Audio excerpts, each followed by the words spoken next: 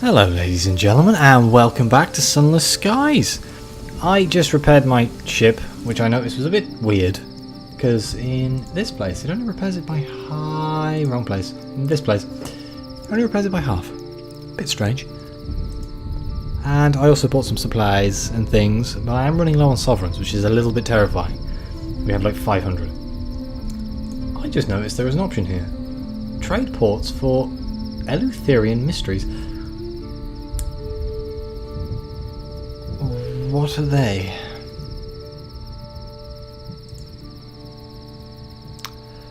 Wow, okay. In private audience, the rules in Pan say that a story can only be told to one other person. You reveal your information to the king.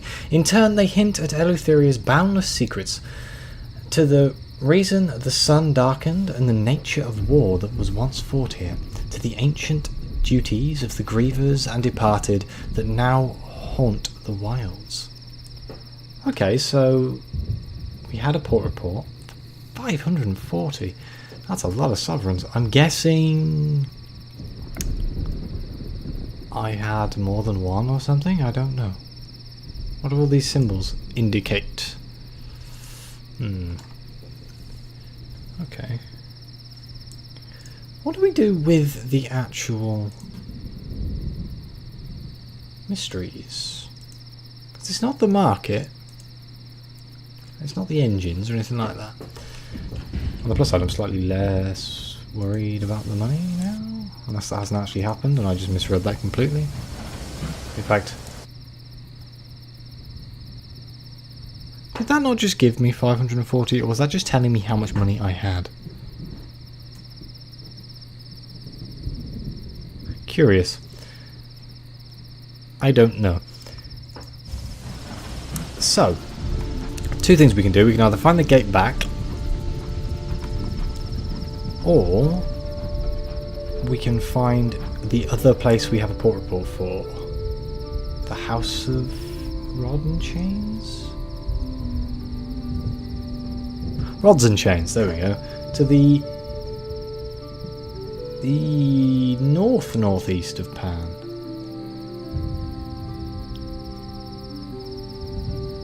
So, if we go northeast, I'm going the wrong direction. Should be up here somewhere, which could go in quite well with what we've already explored. I just hope we don't run into any more of those dousers, because they hit like trucks. They have like really advanced weaponry, which is a hell of a lot more than I have, which is kind of terrifying. But hopefully nothing gets too crazy. Okay, let's try and aim for the bit where we haven't been. Just remember, I can turn the light off. I'm not sure if that will work against the dousers or not. I have a feeling if I get too close to them anyway, they're going to hate me. I am not flying into that.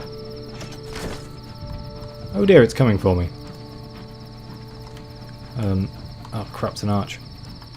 I don't know what that does. Cantari, whatever the hell those weird bug things came out of the middle of the last one. Oh, shall we find out? Oh, my whole game just hung. And again. This is a bit... Another, yes. That went the opposite direction to which way I was expecting it to go. Okay. Well, I will definitely take the supplies. So I got a mystery out of that? Still confuses me to actually what these actually are. I'm guessing it has something to do with the war that's going on. There are mysteries in the dark, but other things too. Well, if it's free food, I'll take it.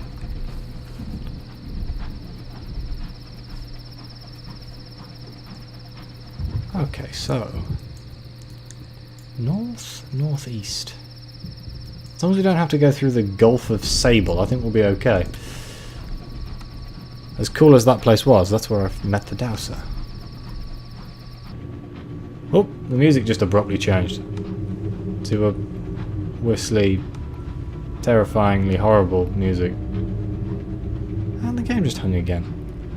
I don't know if that's my computer overheating. It's ridiculously hot again in the United Kingdom. We thought we escaped, we didn't.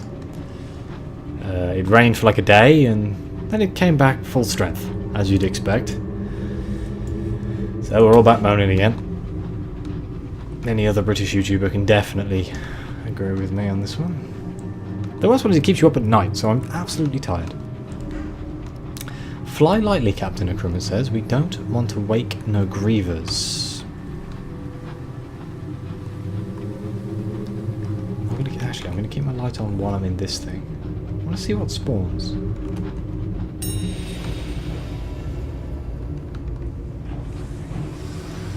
Answer that question? Absolutely nothing, apparently. Turn the light back on. Unless that's because I didn't shine a light on it. Oh dear, I know nothing about these things. Ah, Griefer. Nope, nope, nope, nope. I hate these things with an absolute vengeance. Another one.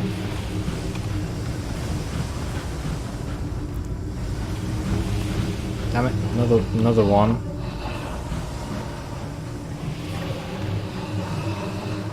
Oh, come on, what the hell is that noise?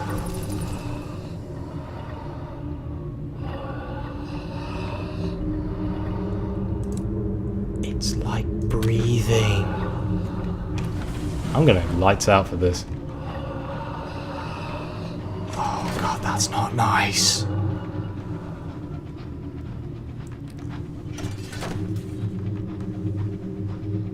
Okay, it's stopped. Where am I going? Am I going the right way? Arguably not. It'll be fine. We'll just swing around this way and hope. This place is terrifying. I just know that so many things here can kill me so quickly.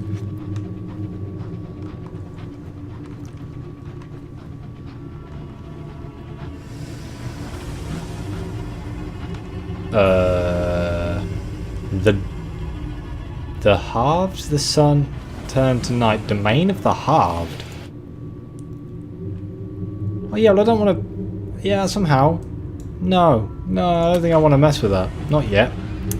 I'll come back to you when I know what I'm doing. Okay, fiddle. Is that a fiddle? Violin? Fiddle? I don't know.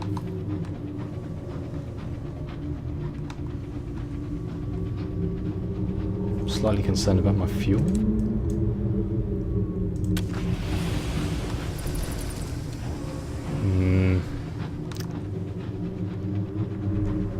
You bribe your bat with moths until you tell it what it tells you what it's discovered. Could that be it? Could it be right next to the giant terror thing? Or is that just going to be a... This is the Inklings, Captain Energy says, where bad ideas come from. Well, this is definitely a bad idea.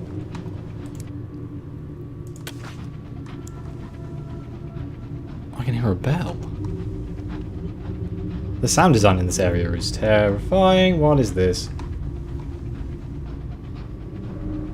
The House of Rods and Chains, a ruined palace atop of a rotting messenger, now home to uninvited guests of a rubbery persuasion. Is it the rubber men? Rubbery men? It's going to smash into that. Let's not do that. The drowning coils.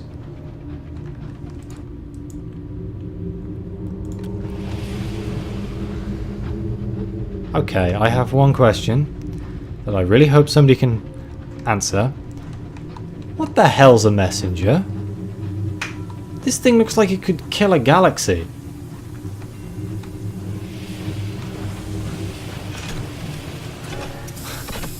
The carapace. Oh god.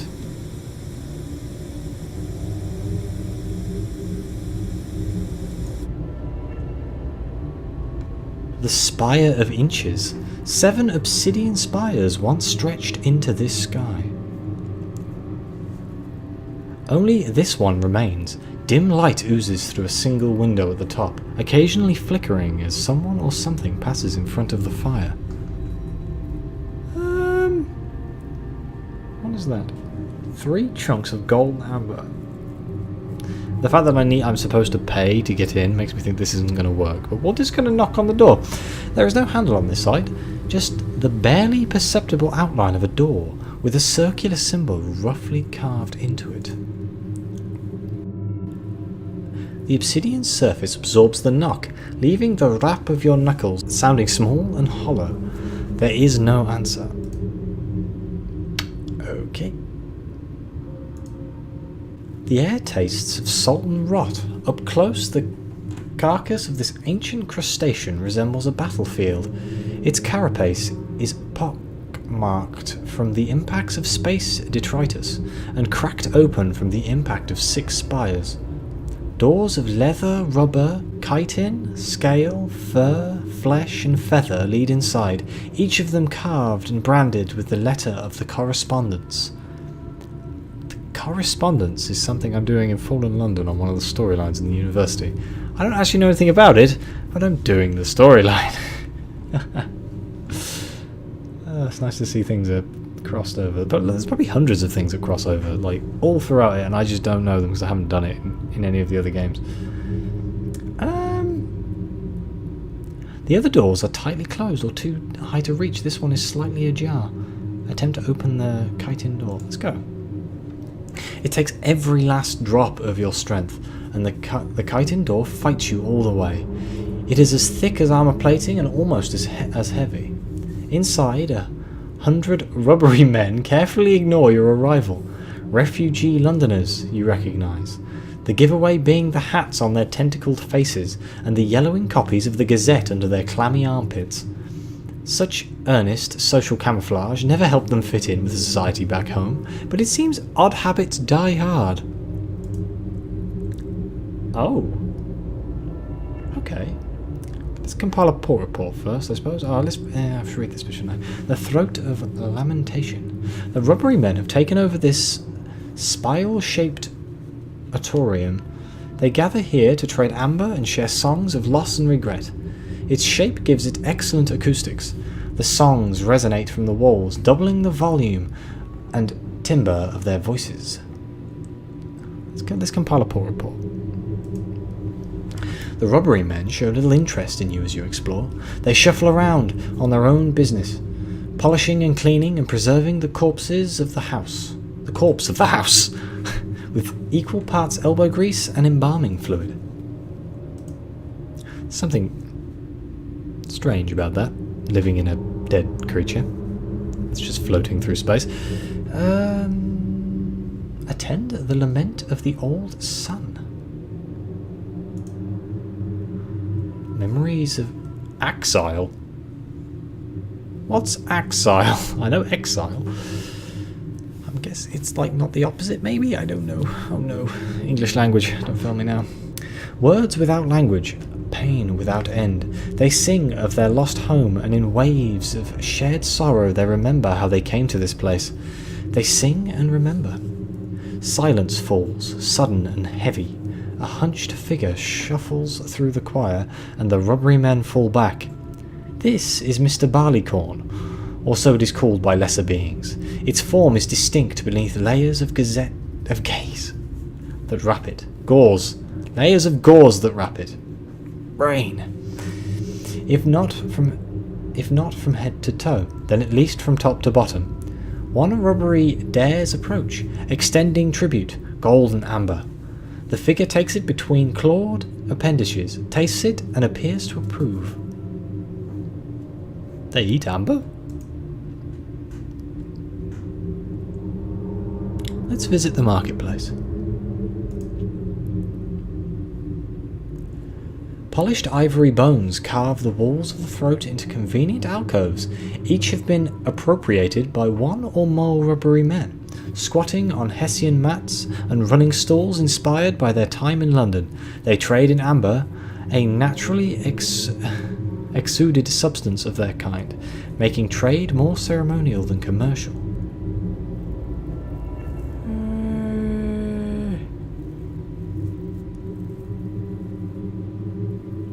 don't really know what I'm doing here, but...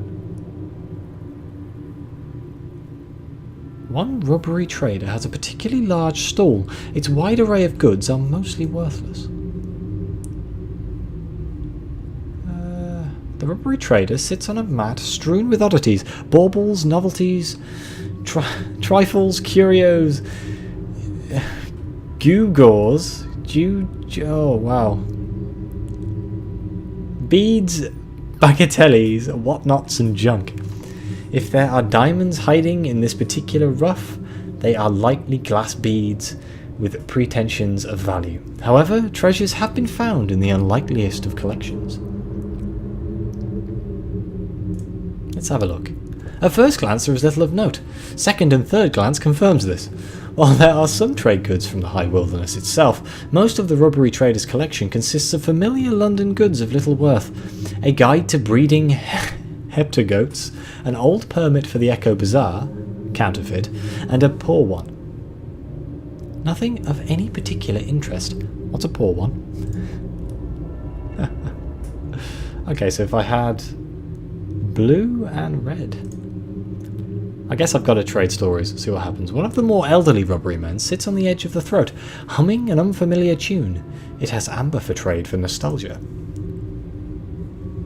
Ah, so I can trade in Eleutherian mysteries for random bits of amber? It isn't clear if it understands your words, but something in your tale speaks to something deep inside it. It gives a watery, wistful ululation and begins humming a song of hope. I don't think that was enough to do anything. Damn. Okay, let's return to the throat of lamentation. Let's offer passage to a rubbery man. Not all of them are happy here. They mumble of opportunities in Pan. The rubbery passenger hurries to your train as if fearing you might change your mind. It travels light. A newspaper, a hat, a packed lunch, squirming in a paper bag. Okay. I guess he wants to go to Pan. Descend deeper into the house? Oh man. The house's arteries are the size of corridors, many of them filled with stagnant sweet water and held open with arches of bone ivory. The walls are primarily polished chitin that resembles mahogany, though years of rot and decay have left many gaps to glimpse the dried out fat and muscles behind. That's how we get back, because we were in the throat. So, explore the drowning coils? The rubbery men here are less civilized than their topside brethren. They wear no hats and carry no newspapers. Eyes watch you from within the halls. Lost in biology, your explorations lead through hardened sphincters that scrape your flesh. You squeeze through twisted doors designed to be opened by something entirely unlike a hand. The rooms down here are bowl-shaped, many half filled with water or unrecognizable fluid. Their doors are as likely to lead to ceilings or high up on the concave walls as anywhere convenient for you.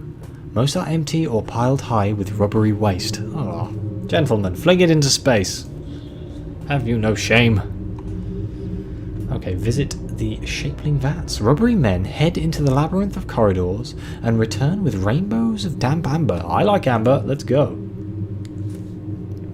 You carefully traverse a thin, treacherous path lined with endless, deep, slime-filled cavities and basins. All around, the rubberies work at refining and reshaping amber into new forms and colours. They pause only to stare, unblinkingly at you, until you move past. More awkward than hostile. Okay, what's the purpose of their work? The colour of amber. The exact relationship between rubbery men and their amber remains their own business. In London, amber is all much the same. Here, they experiment, combining it with other materials to transmute it. A few flute excitedly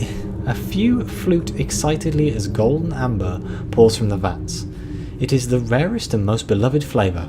Sometimes amber emerges a treacle thick and black as tar. The effort and resources that went into it is wasted. The effects of each different substance will be the same for each captain.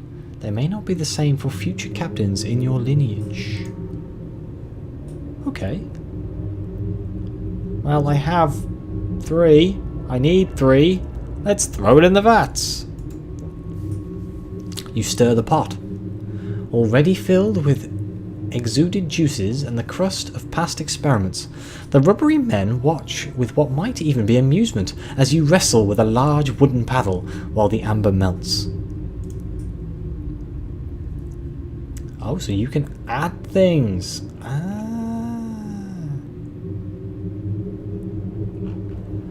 Swirling amber mixes with the substances of shaping. You can experiment by adding up to 4 other ingredients to turn your sample into a new form. You may also get condemned experiments. The mixture is liquid and runny. Well, I'm afraid I can't do anything other than finish the process. But it seems like we could add a caged catch. That seems horrible, or at least it's blood. I'm going to say just throw the whole cage in. A taste of British culture should help civilise the mixture. Dried caddy, tea, caddy. Gemstones. Nectar, verdant seeds. Oh. Well. I threw in 3 chunks of blue, I got 3 chunks of blue out. I mean, it kind of makes sense. The rubbery men lean in as you break the hard surface of the mixture to get the amber inside. Shining blue amber glints back at you. Okay, so I'm guessing if you put different ones in, you get other colours. But I'm afraid I can't do any of that.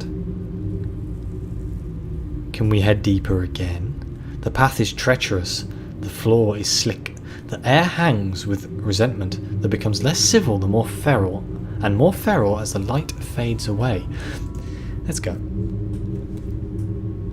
That alkali-infused darkness burns your eyes.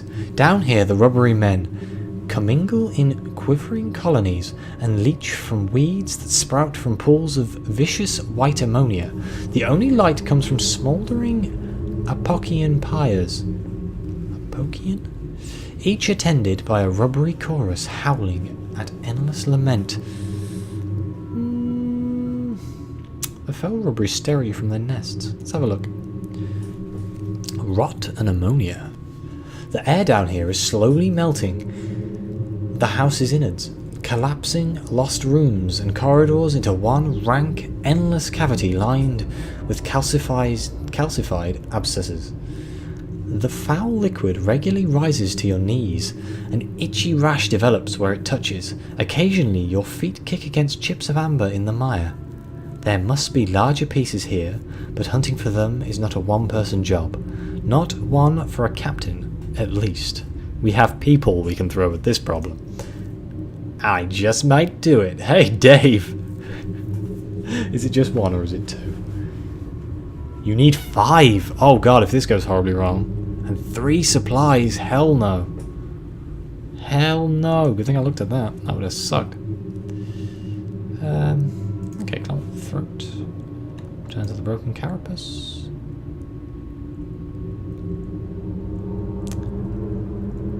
Explore the shell, I suppose.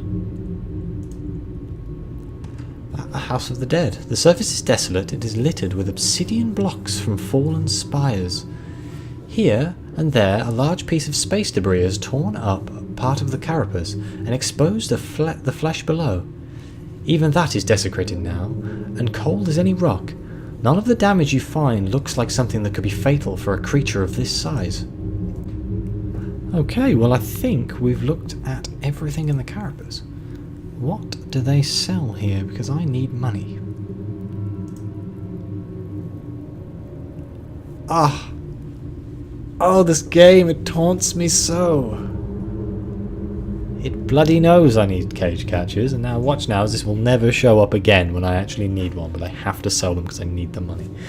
Distressing shapes bob to the surface of the rubbery chef's cauldron. He scoops one out for you to taste, and it wriggles. Delicate antennae at you. Well, it's certainly fresh. The rubbery men indicates that he will be happy to serve them dead or alive. He even has cages ready.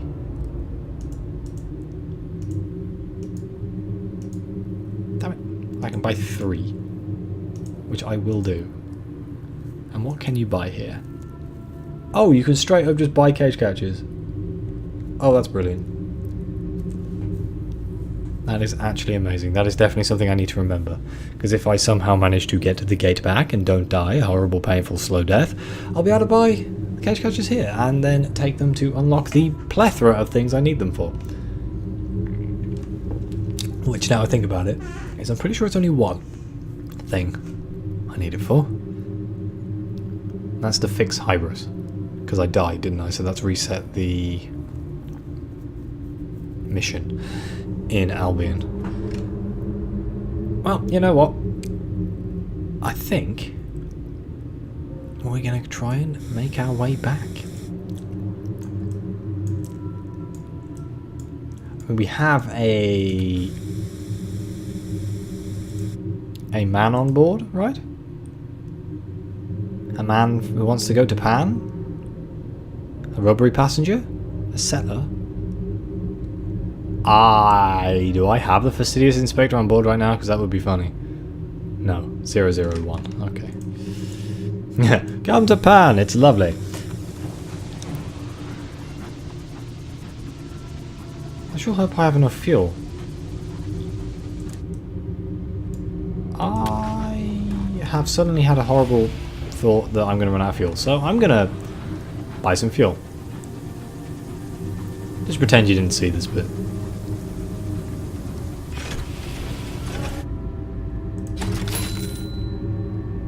It's alright, fuel's cheap. Should I buy one? I think I am slowly just going to run out of money. It's kind of terrifying. I have no more leads on where to find places either, so it's going to be blind exploration from this point onwards. Finding 2 places is better than none, and that is such a cool looking thing. I wish I knew more lore about this thing. Is there any? Is there any established like background to these things? Were they in Sunless Skies? Because this thing's huge. Right, I will cut in if anything interesting happens. Oh, damn it. Okay, maybe not. There's Grievous.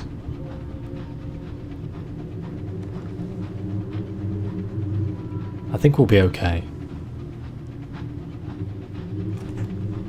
I don't see any Grievous, but the problem is flying from this angle, I kind of feel like they're going to just get the jump on me. It's going to scare the crap out of me. Oh, that's a dead end. Gah! Okay, never mind. We're gonna put the light back on because I don't want my turret to go too quick. There's gonna be one like right here.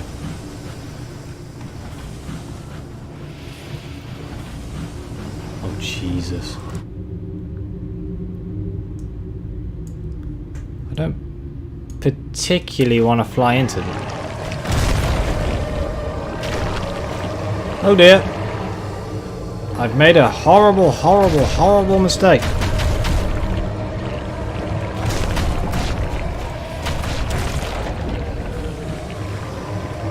Oh, good God. I knew that was going to happen. Damn it. Oh, I can repair my hull. Brilliant.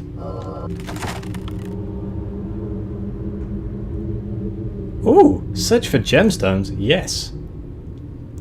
Good. Rather than soil your engine with viscera, you perform the operation out in the sky. It's just as well. As soon as you cut into the Grievous' stomach, the incision ruptures. Something huge begins to push its way out from inside. It is a slab of engraved masonry, which slides out and tumbles away into the sky. It is followed by an entire stone column, much longer than could have ever fitted into his stomach, and enough stone slabs to pave a town square. You barely manage to scramble aside before they crush or carry you with them. What's that? The saying curiosity killed the cat is definitely something that's coming into my brain right now. Oh, sod it. I want whatever you are. What was that? What did I get? I got something. It was green. I pressed the wrong button. Again. Oh, it's just a piece of amber. Green amber.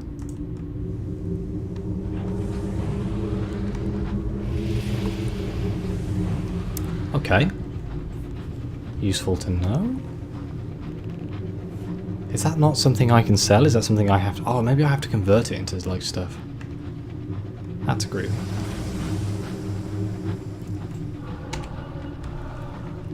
Lights out, ladies and gentlemen.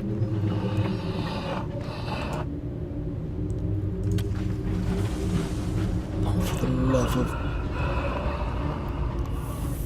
For the love of God. That noise is just disturbing.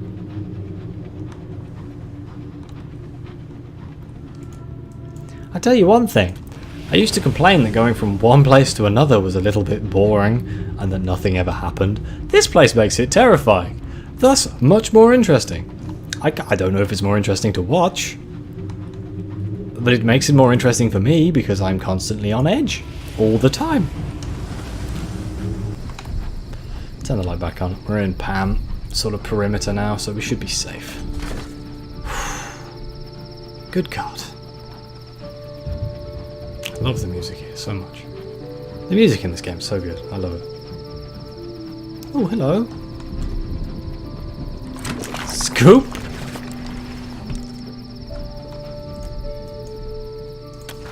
Desperately trying to get as many free supplies and stuff as possible so I can sell it. Or, well, not have to buy more. At least my terror didn't go crazy. Can you hear the pipes, Captain? A crewman asks, their eyes bright. Pans are calling.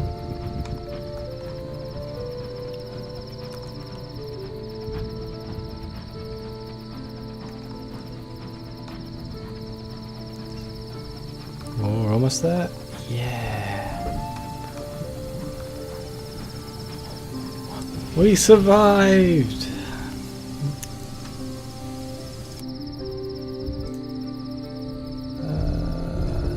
There we go. Visit a rubbery enclave. Sloppily painted signs point down a normally quiet back street to where a party appears to be in full flow. A cedar grove off one of Pan's less travelled pathways is home to a small and enthusiastically political community. A crudely made poster by the entrance reads both alike in dignity, showing a human and a rubbery man holding a torch aloft. Let's deliver the rubbery man. The assorted members of the Enclave applaud over enthusiastically when they see your passenger. A bohemian passes a glass of wine on your passenger and takes them off into a corner to discuss injustice against cephalopods. It glances over its shoulder at you, perhaps wondering whether coming here was a terrible mistake. That's good. I will return to the streets. I can go back there. I need to end the episode, so I will just sell my stuff.